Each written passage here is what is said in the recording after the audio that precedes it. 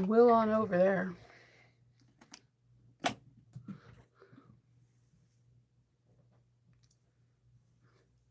The curls are just going to be curling.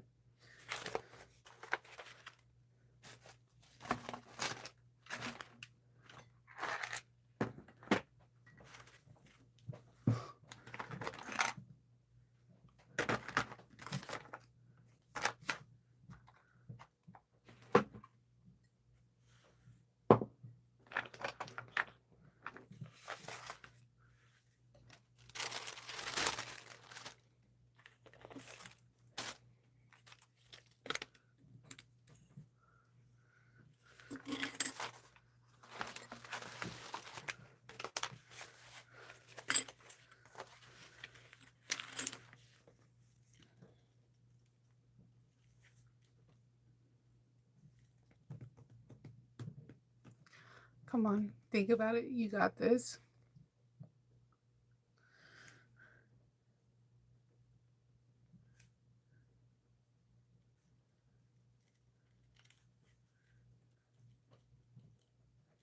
All right. Oh, hey, good morning. Yeah, it's a chilly morning, but you know what's funny? I'm not surprised because the farmers kept saying that they weren't going to put their seedlings out because they said the frost is not over. So when I first moved out here to Maryland, like 15 years ago, we had snow in April. So, and then 3 years after, we had the same thing. So I really never like think the weather's going to be what it's going to be until May, like, and after, generally after Memorial Day, because this whole week we're going to have low numbers in the at night. So it's surprising, it's startling, but it is it is the weather, and our global warming's real. Good morning. Yep. It's true. It is true. And then like we went to I have these beautiful butterfly bush, and my husband wants to buy some more because our butterfly bush are like skinny, but they grow really tall. Like they grow freakishly tall. And so he wants to fill them in so they can be like the width of our kitchen window. We have like these beautiful kitchen windows that slide open and down either direction, and they're a size of a room. Like they're they're like two windows that are about, I don't know, 6 feet each wide. So he wants to fill it up because I have this thing where I feel like you can look into our house and see us, and he is consistently saying no, but every time I drive up I can see everything anyone does in our house, and he's like, you can't see it. I'm like, maybe you can't see. Like, so he wants to put more bushes in there, and they were like, no, we're not putting any seedlings out until the final frost. And he went sometime in March, and they're like, it's not over. And he was like, it's spring, and here we are. Yep. Hey, Lynette. Oh, so I wanted to say like a couple spotlight thank yous. Okay, so every week, if you're on YouTube and you do YouTube as like vlogging, blogging, whatever you do, or you make videos, every week they give you like a content breakdown, like what videos got the most likes, how many comments that you get, how many new subscribers you got, and all that. I usually don't look in all that because sometimes sometimes numbers either really excite me or they kind of bum me out. Like I there's no middle for me. I don't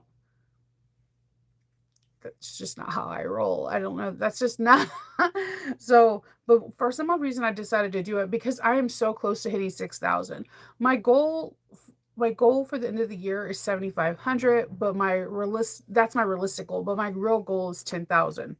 Um, but I noticed something that I guess I never paid attention to before. They have this thing called Spotlight, and spotlights are like subscribers that leave the most comments for the last 365 days. And my top 5 people that leave the most comments are Jaded, Joanne, Lynette, Pammy, and Margie.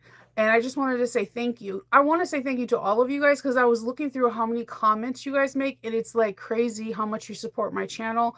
And I could not stop smiling today. This morning, I was like, oh, this is better than a cup of coffee. And you know how much I love coffee. So that means I love you guys a lot. So I just wanted to say this is so cool. I don't usually look at statistics because I don't believe it could break down like, our conversations and like hearts and everything like that and how we're vibing.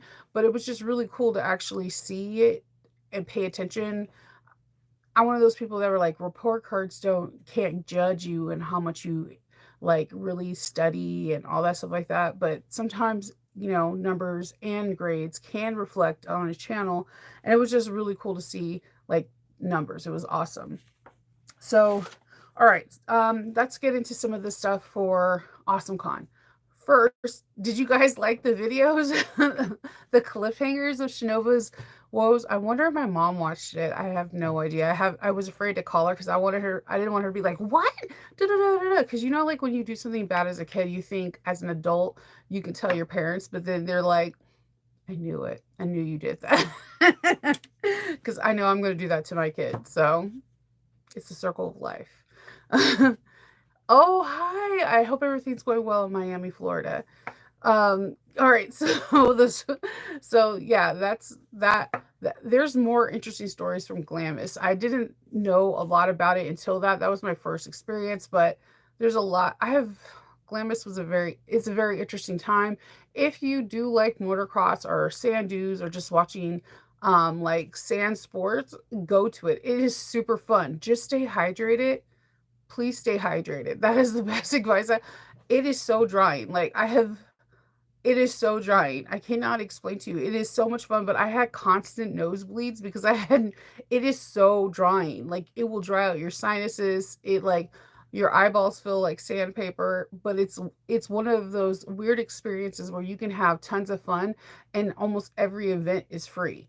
Um, you can't say that a lot now. It's just a really fun experience. And then you get to meet there's so many celebrities that go there because it's so low key. There's not like a lot of paparazzi because you're in sand. So it's hard to navigate with a camera and like it's most likely going to be a phone and most people are not going to want to like film because you're in sand and sand and electronics do not mix. We all know that. So it is a experience and you kind of like can live in the moment. Glamis happens a couple times of the year. It's in Brawley, California. If you live in California, then like it's mostly summer there. Like the winters in California are very small, and it doesn't rain. I mean, there's songs. It doesn't rain in Southern California. It usually rains when there's a really bad fire, and then that's when they flood. California has weird weather. I hate when people like it's never cold there. It's never too hot. Every weather system in each state is completely different. Everybody's bodies acclimate completely different. Like, no, we don't snow in Maryland. We don't snow like Alaska, but for us, our cold is cold. And for us, our hot is hot, our humid is humid. So, like the same thing applies in California. They have cold nights to them, and they have hot nights to them and they have their version of humidity, but it happens certain times of the year. But most of the time, starts like right about now, and also early in the spring, from spring to summer. They usually kind of cut down during fire season because how dry the air is, and they're in sand. It's not good to breathe air in over there because it's already drying, and then on top of it, you're going to be inhaling smoke. It's Brawley, California is an area that usually catches on fire as well. Unfortunately, there's always one stupid person that wants to smoke and flick a cigarette in the worst weather in California.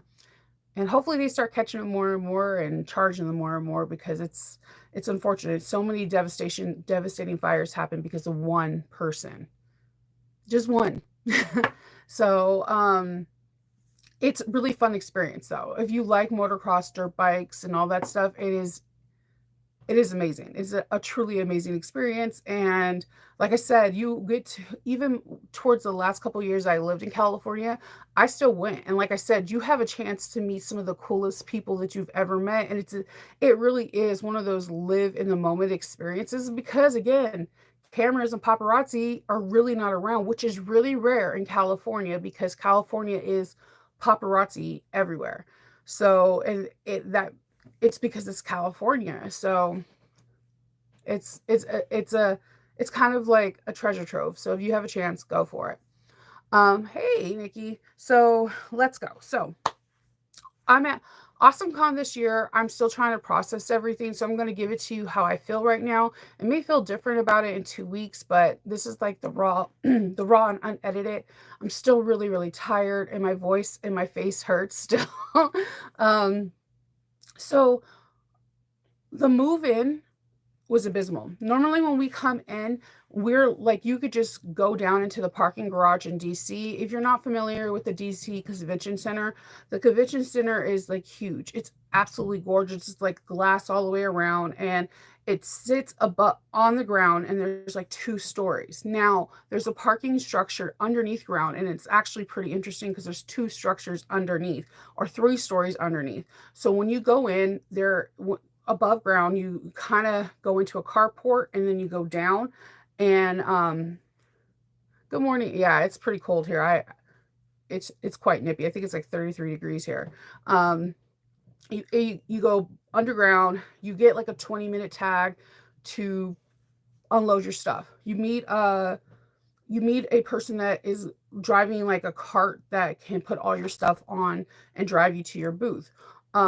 It was more than 20 minutes. We were waiting in the carport for someone to come and get our stuff in a line. It wasn't just us, it was like a huge line for almost an hour and a half.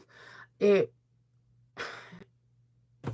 it was ridiculously long. And then I should have known something was up with that alone.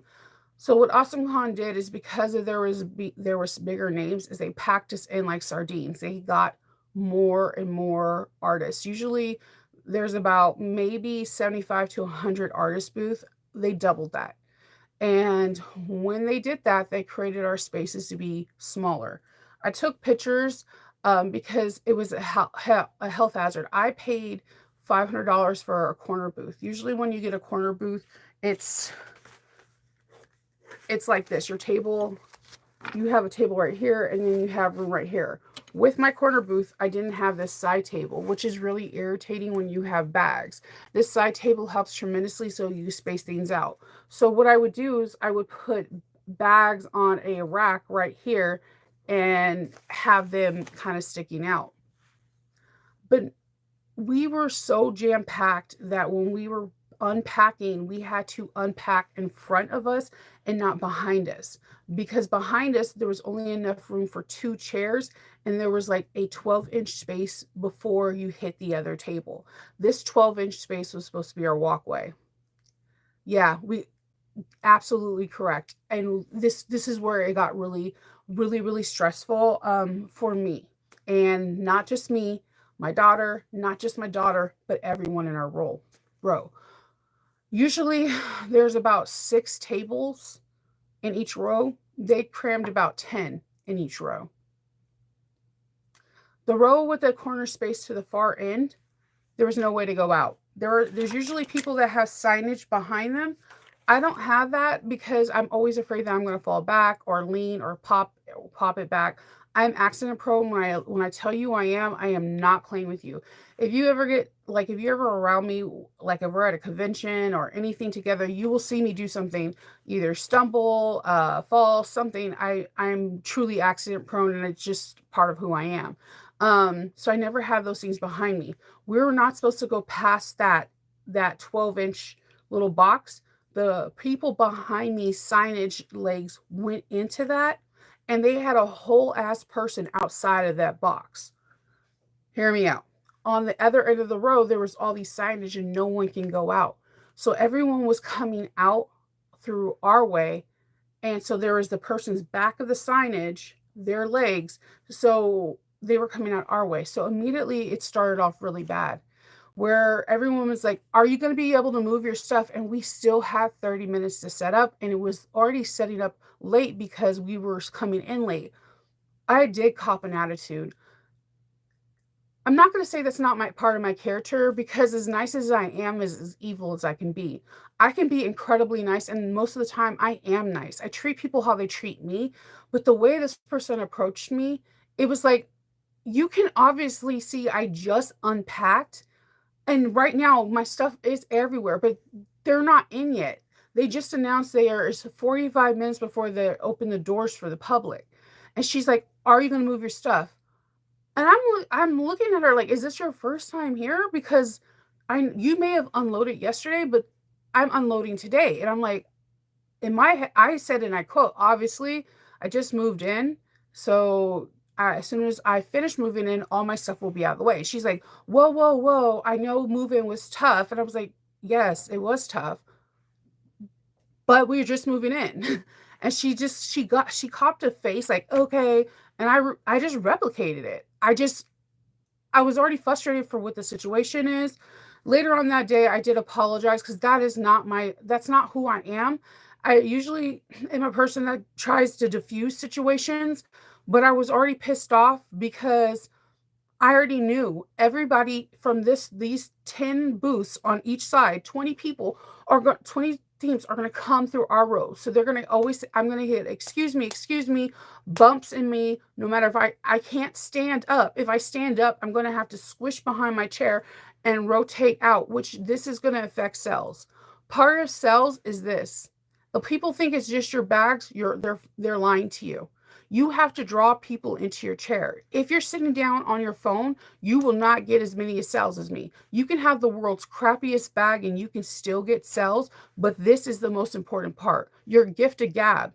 You have to be able to talk and be able to sell yourself. It's like a car salesman. It's like sales 101. You have to talk.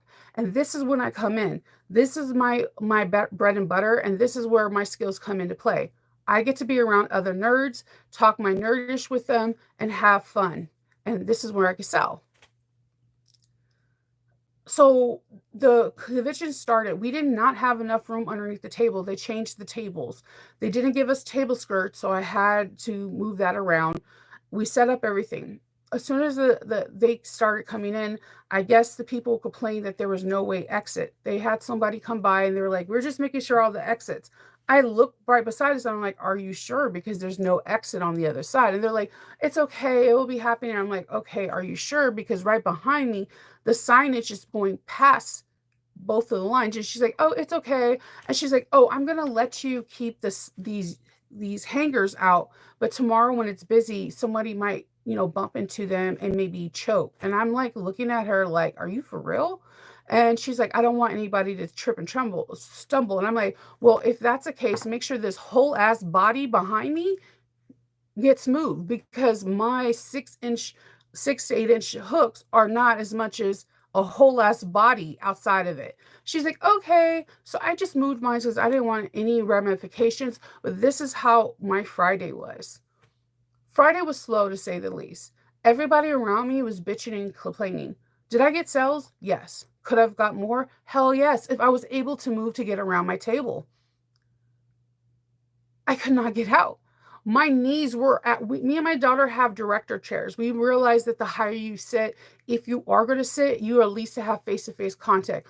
The fact that we had these chairs probably saved us for getting more sales because we were above and not sitting like below a table. So we were above and able to talk and interact with our body, but our knees were at the table.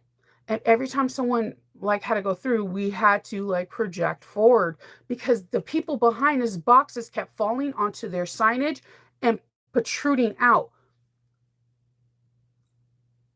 Everyone around us started complaining about them. I don't know if the people behind us had something special with AwesomeCon or not. They had more than 3 people behind their booth. They had a whole ass person outside of their booth. They had signage and t-shirts hanging outside of them. Everybody else was told to stop, but they just kept going.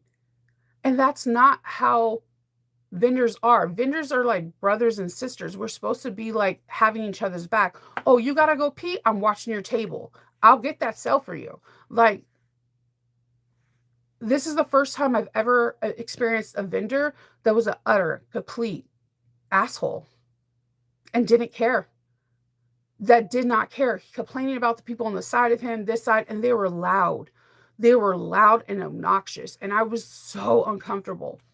Did I do well at AwesomeCon? Yes. Could I have done better? F yes. I could not get around my table. I only was able to pop out and squeeze around my table like 7 times. And I'm gonna be honest with you, if it was Shinova from Halloween, before I started this weight loss journey, I wouldn't have been able to get on my table at all. I'm still big, but I've lost significant amount of weight and I have more endurance. I wouldn't have been able to. It was so bad that when my husband started doing his pack up, the first thing we had to pack up was the bins.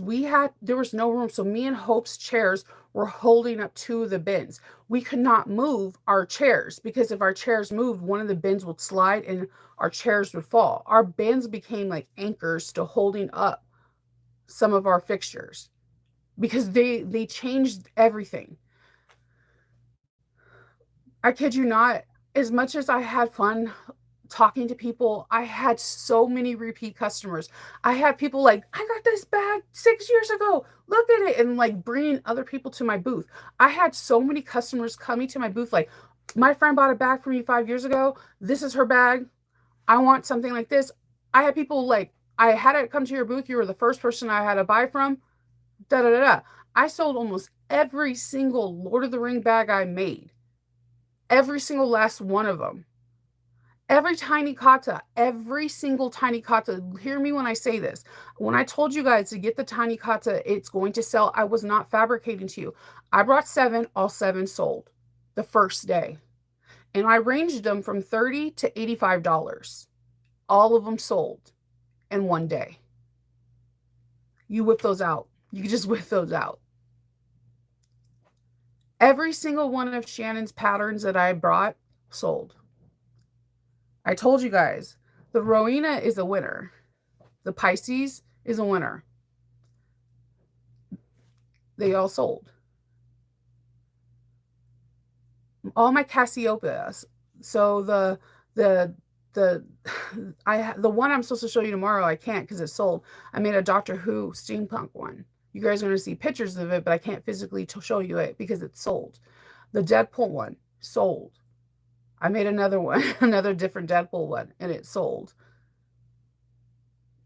Oro Rosa for the win too. Like there was a lot of them. There was a lot of people's patterns that like I knew there's something about this shape. There's something unusual, unique that draws people to them. All of my Erica Bowler bags that I made into Lord of the Rings, they sold. I had a lot of returning customers that have followed me throughout the years. I want to say at least 45% of the people that came back and bought from me were returning customers, which to me is freaking awesome because it speaks volumes. They like me, they remember me, and whatever. And even if there was not something they exactly want on the table, they bought a pouch or something because they wanted to support me. I had one customer that it was like, hey, I'm buying this bag, but they seen that me and Hope were stuck and they went and bought like drinks and coffees and was like, here, I know you guys are stuck. And we didn't even ask for that. Things like that. That's awesome con. The people, the establishment who set up the tables was messed up. So I learned a lot of things. One, I'm not going to ever go on Artist Alley with Awesome Con again. I'm going to get a big booth. There's just no way in hell I can do that again. It was uncomfortable, and I just can't have someone behind me or on the side of me again. I will pay more money to have an actual booth with curtains. And maybe that means I need to also up my signage and stuff like that. But yeah. It was awesome that I got to see people again. It was awesome that I got to see old bags from 5-6 years ago. It was also to have new clients. It was awesome to have friends that bought something for me bring their friends, and because they were like, this is the person. It was weirdly awesome. This happened to me a lot. I seen you post this bag on your Etsy account 3 months ago, but I could not tell the size, even though the size in the description was in I always put the size and the measurements in there. I need to start doing more full body shots of people with the bag. I need more of that no matter what, and maybe doing more like Coca-Cola shots, or a plain water bottle shot so that they can have more size reference. She's like, I didn't buy it because I could not tell the size difference. And I went back and looked at the pictures when I got back to the hotel, and I was like, sure enough, it's hard. Even though I have the measurements in there, a lot of people need to see the physical thing compared to something. So I put a note to myself to retake a lot of different pictures with like water bottles, and see if I can get pictures with my oldest daughter, because she's 5'4", so she's an average female size, and then work that out from there. There's always room for improvement. So the minute you think you know it all, that's when you need to check yourself, because there's always room for improvement. Everyone needs improvement. So I had a lot of people say that, oh, I seen you made this bag on Instagram. Didn't reach out, but they were hoping it was going to be there. It's kind of interesting that that happened to me a couple times. Um, I had fun talking to people. It was just miserable behind the scenes. Like, so you had to throw on a smile, even though, like, I shit you not, every 5 minutes, excuse me. And it's so sad, because I felt bad for the people that had to walk through because they had no other exit. And I felt bad. Me and Hope were like constantly doing this, like every 5 minutes. We couldn't stand. Because if we stand, we would have to try to collapse our chairs, but then we would have nowhere to put the bins, because the bins were in between the chairs, because there was no room. And then the curtain, behind us, like, so their signage was behind us. Their bags and their boxes started coming in. So it started bowing in, and we're like, I know you see that. I know you see that, because the whole ass person that's outside of the thing can obviously, when they're talking to you, they see that the boxes are. And I'm not a person that writes complaints, because I'm not, but I did take pictures, and I'm trying to figure out how I can say this without being. You have to understand something. And I don't ever really try to do the race card, because a lot of people get sick and they think it's too much. But whenever someone hears me complain, it's always like the loud Black woman, right? Or the loud person of color. I'm trying to put it where it's not that, but I felt depicted in this scenario. Like, this person was only coming up to me. She did not go to any of the people beside me or behind me. She just walked off. Just I never complain about anything at AwesomeCon, but this time I have to, because like it was abysmal. It was absolutely horrid. It was uncalled for, and I can honestly say I think I could have had more sales, because I could have interacted with more people. There was 9,000 people there on Saturday, and I could have made more. And I normally don't say that, but I could have, because I could have been able to walk back and forth around my bends, about my back, around my table, but I couldn't, because there's no space. And everything that I could do to even make my space a little bit bigger, I got judged for, but the people behind me are doing something worse, and they didn't get in trouble. They never had anyone stop at their thing, because I waited. I was like, hey, they have a whole ass person outside of the thing that is longer than my little racks. And she just walked off. She didn't talk to them, nothing.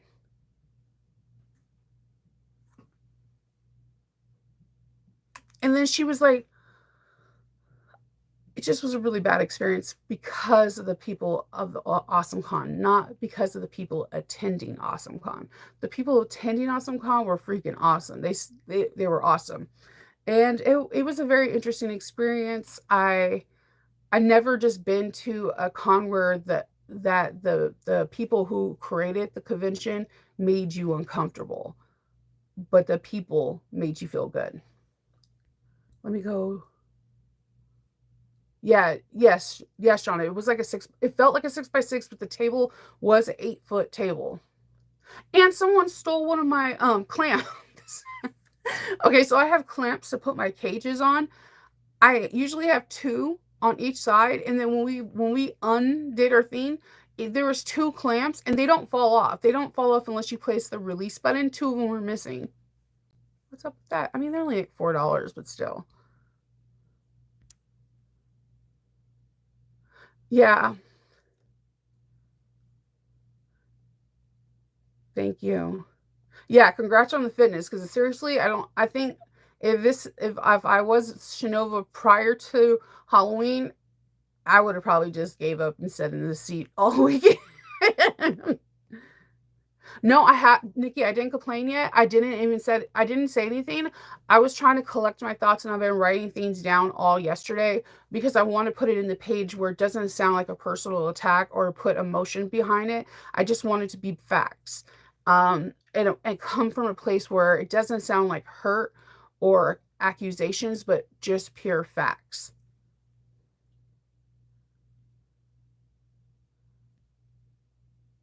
Yeah, it was the people behind it, and it could have been just that one person, but they're going to be able to see. There's cameras all throughout AwesomeCon. That's why it's really hard to steal from there. And it's funny when someone tries to steal and then they report a claim because there's cameras all over it. Yeah, Hope is a great model too. Yes, that's what people were complaining at. So in our aisle, is like a fire hazard. In our aisle, there were two people that had knee surgery, and I this this is our spaces in between the table, literally. And so like me and Hope, the reason why we didn't even stay, we didn't go to the white line where we were able to because we seen one person on crutches and the other person just had knee surgery.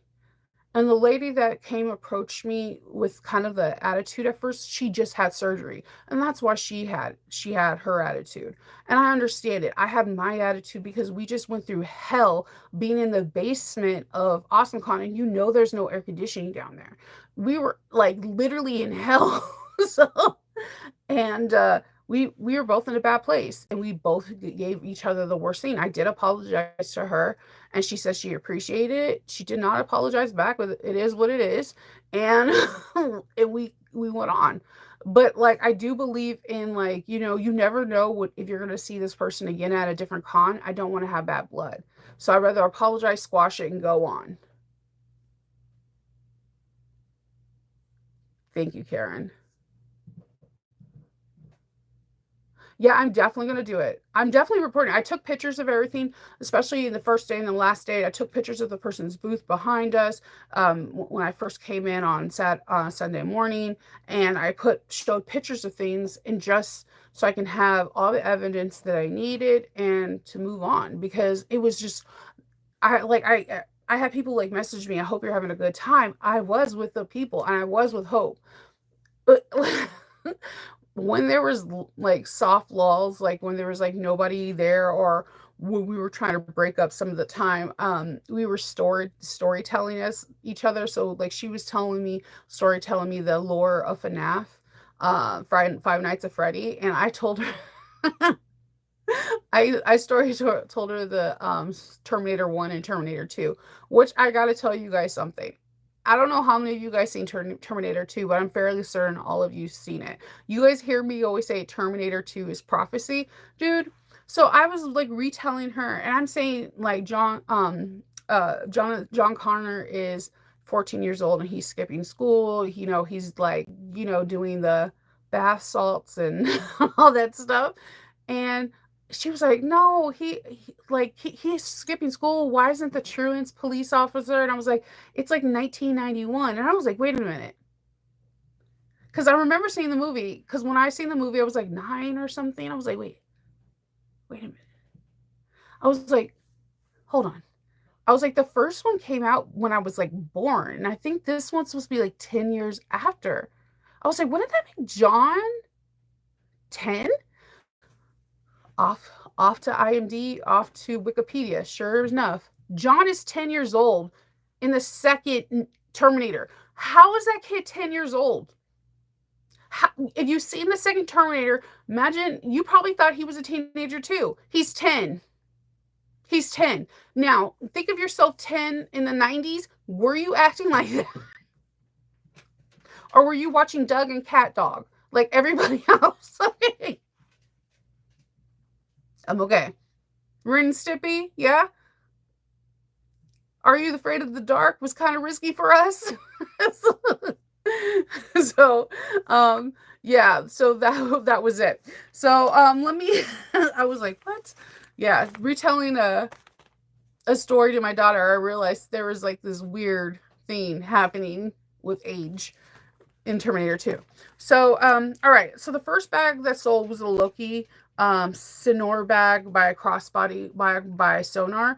That bag, that person was petting it forever. She loved it. It was two shades of cork green, and she absolutely loved the shape of it.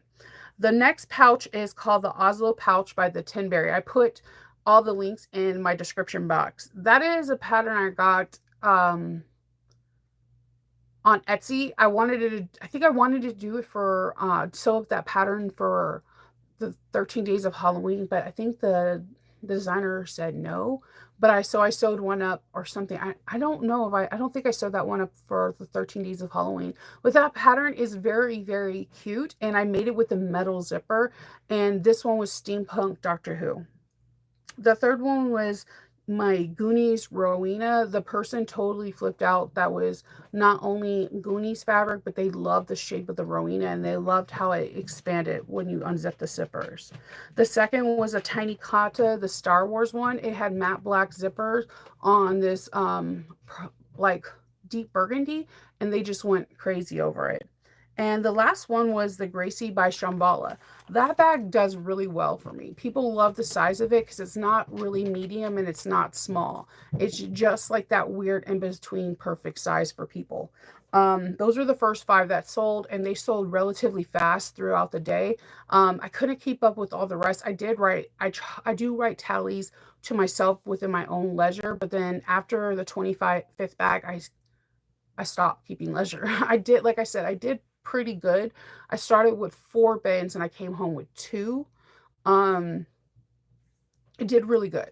The most I can't, like, it's hard to do a price point. The most expensive bag I had sold, and that was 625. And the least expensive bag I had was a pouch that cost 10. So they vary.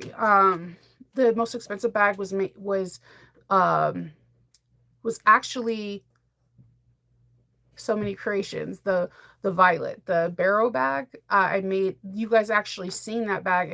I had the tester bag where it was leather, and I had engraved on it with, it was some stuff from Harry Potter, like the Ollivanders. That bag sold. So different themes for different folks. There was different themes.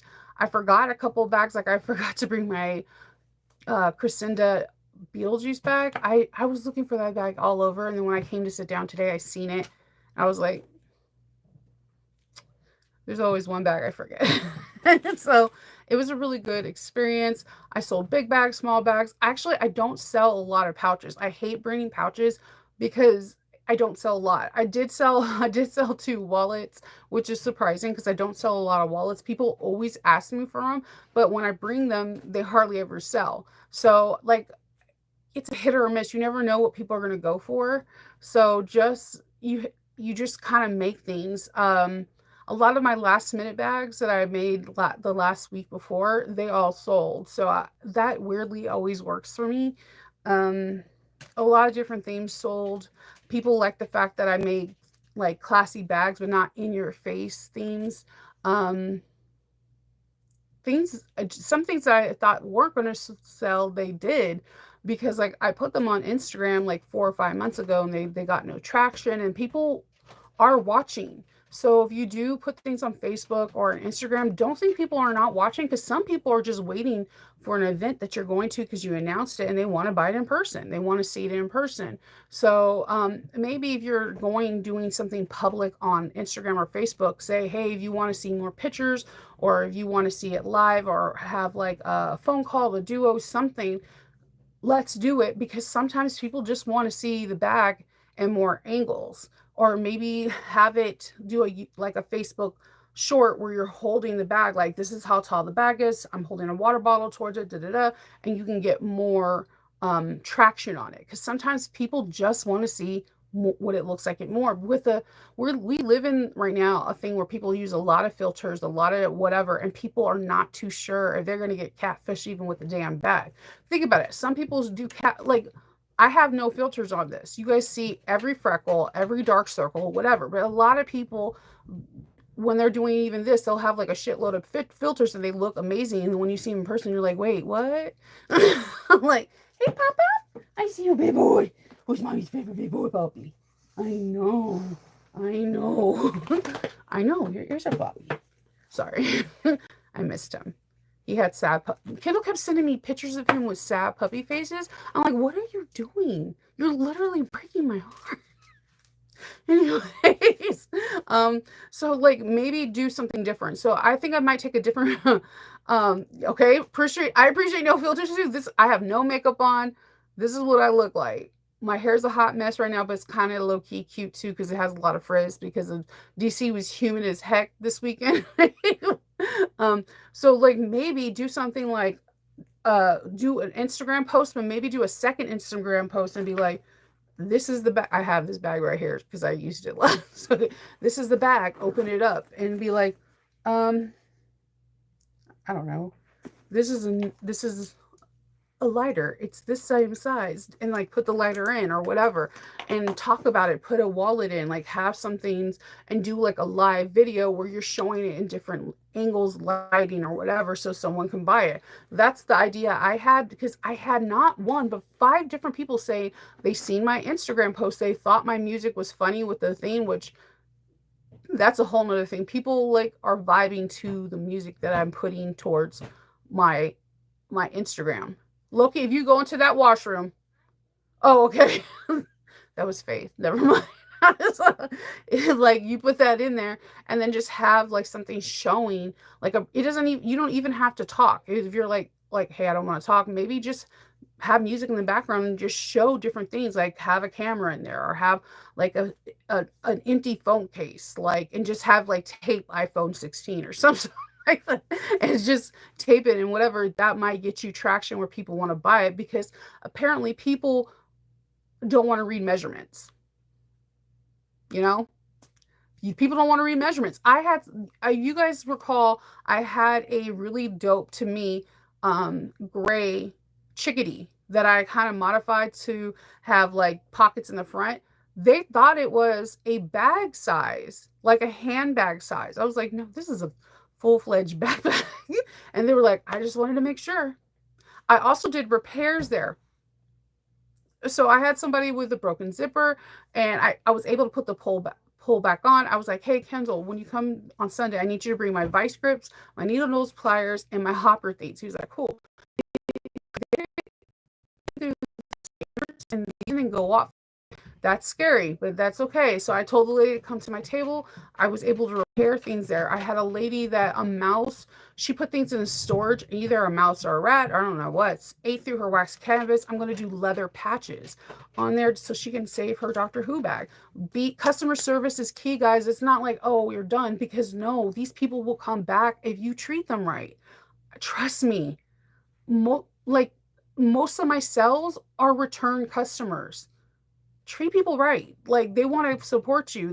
They people buy more than one bag a year. Like think about it. Before you start making bags, you bought more than one bag a year. And people want like good looking bags and they want to support small businesses. So treat people right and they'll treat you right. So I can't stress that enough. Yeah, get that feel and that texture. Thank you for loving my music. I know sometimes it depends on my mood of what I'm feeling. So yeah, that's pretty much the gist of my weekend. It was fun. The hotel was amazing. I don't think we could stay at another hotel after this one. Like it was bad and bougie, guys.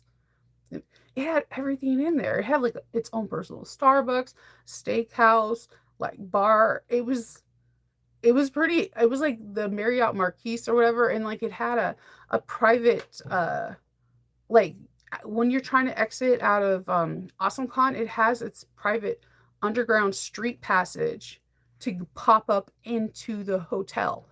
None of the other ones have that. We were like, shut up. So yeah, It was pretty cool.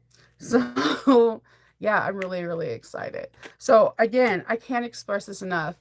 The Cassiopeia, if you're still trying to get the Oro Rosa patterns, like Alexis does this thing when Oro Rosa has a pattern, new release, she has cells.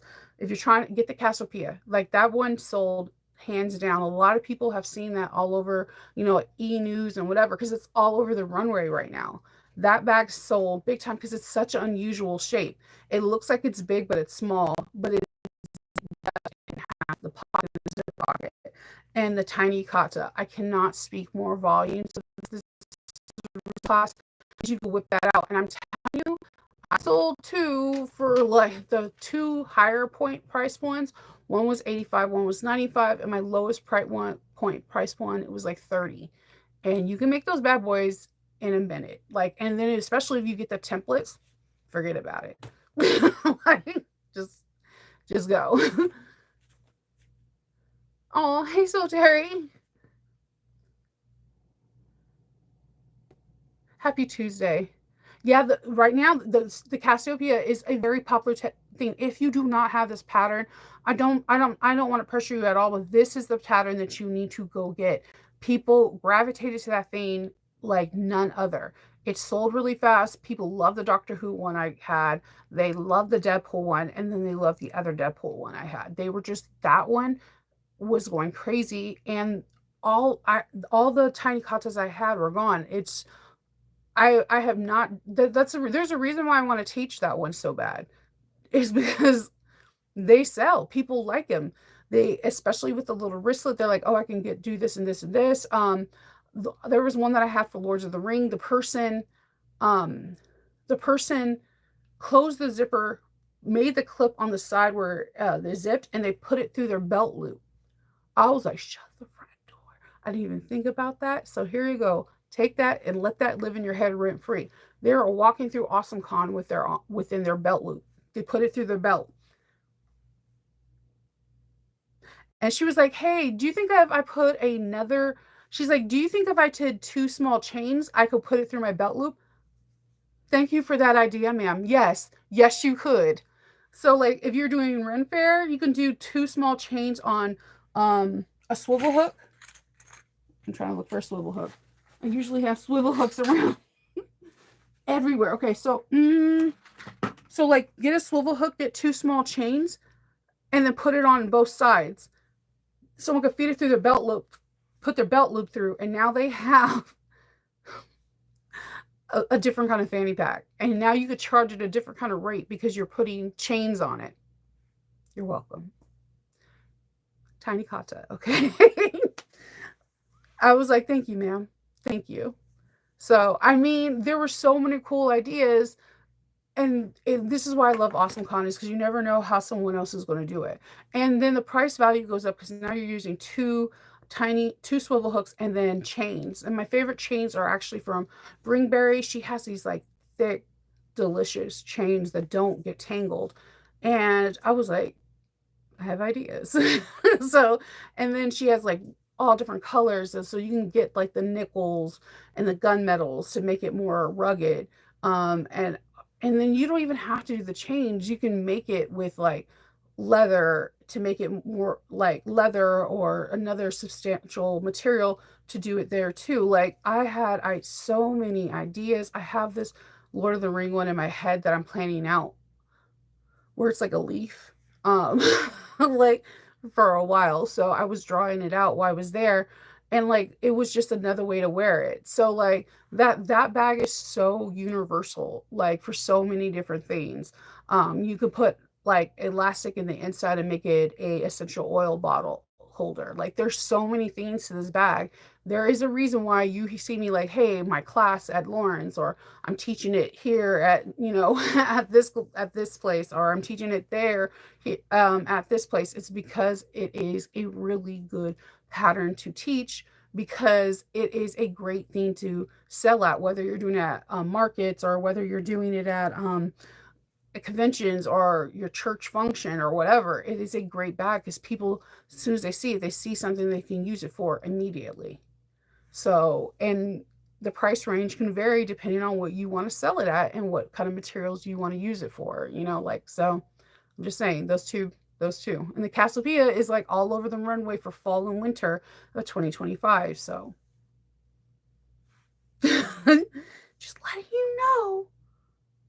And it's not a coincidence that, you know, Alexis has a sale. If you want if you want to do your girl favor, the link is in the bio. You click that link, I get a kickback when you purchase it. All right. So I'm going to let you guys go. If you can if you're not subscribed, like, I'm not going to even begin to tell you how the subscribe and likes don't match the watch hours. It's freaking crazy. You'll be like, what? If you could like, subscribe, and comment, it helps your girl's channel out a lot. And I will talk to you guys later, okay?